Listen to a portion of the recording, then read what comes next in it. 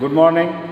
Now let us see the procedure for determining the sand strength, for which the machine used is universal sand strength testing machine. This is what the sand testing machine.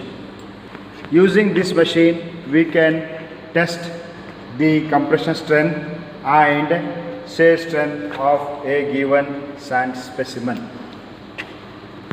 Now let us see the procedure for determining the compression strength of a given sand sample, for which we need to use the two different pads which are called compression pads. They need to be put on a machine like this. In between those two pads we have to put the sand specimen which we know how to prepare well. The prepared sand specimen need to be kept between the compression pads in this machine like this.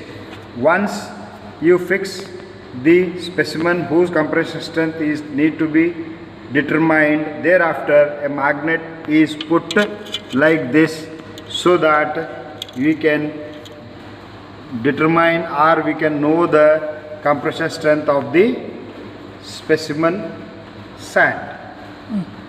Then apply the load, compression load, using this machine. You can see here gradually we are applying the compression load on the specimen sand.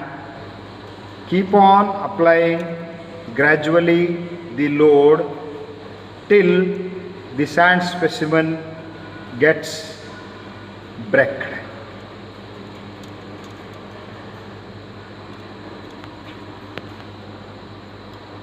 Now the sand specimen has broken. So now note down the reading with the help of a magnet used at what gram per centimeter square load the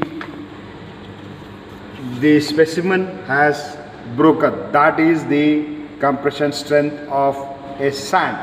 This procedure need to be repeated for 3 times by using 3 specimens so that we can calculate the average compression strength of a given sample sand.